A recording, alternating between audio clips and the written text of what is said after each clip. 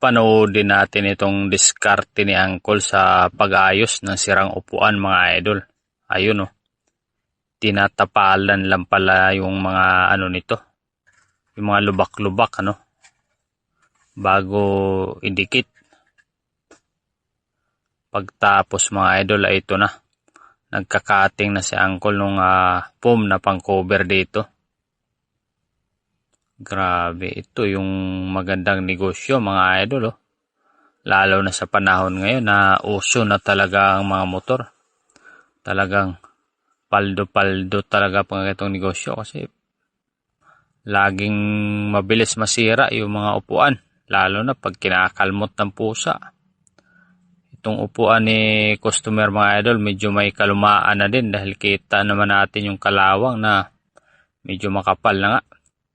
At syempre, dahil bawi naman na siya, pinapapalitan ng bago. Kawawa naman. Pinapakinabangan natin yan kailangan papagandahin. Ayun oh. Grabe yung pandikit ni Uncle mga idol no. Sobrang sulit yung kanyang pandikit Saglitan lang oh. Kuha agad yung kurba ng upuan. Napakaganda oh. Ang bilis pati nila magtrabaho mga idol. At ayun, nilihan ng konti yung mga kantuhan. Para maganda nga naman pagka nilagay ng pinaka-cover niya.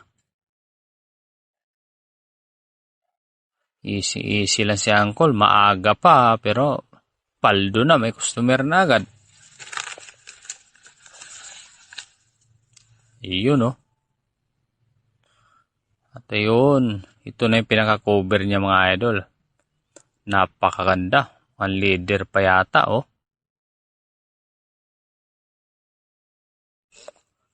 Didikit din. Ganito palang maganda dapat pag nagpapalit ng cover. Dapat nakadikit para fix na fix doon sa pinaka-kurba. Ayun oh. Oh. Dapat nakadikit pala. Pwede nyong gayahin ito mga idol oh. Diskarte ni Uncle para hindi nakikagastos pag nagpapalit kayo ng mga cover ng mga upuan. Sundan nyo lang itong kanyang gagawin mga idol oh. Talagang dikit pa lang gamit niya. Hindi yung stapler na malalaki ang bala. Pero alam ko meron din sila nito.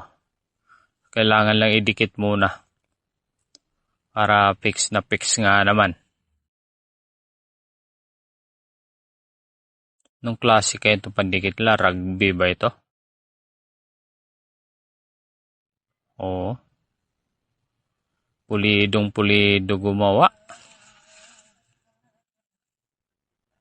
Grabe. Ayun oh. At ito na nga, dinikit na nga ni Uncle mga idol oh. Kailangan dito ng konting puwersa para mabanat yung pinaka-cover niya. Para walang lawlaw. Oo. Napakaganda ng pandikit niya mga idol. Dikit na dikit nga naman oh.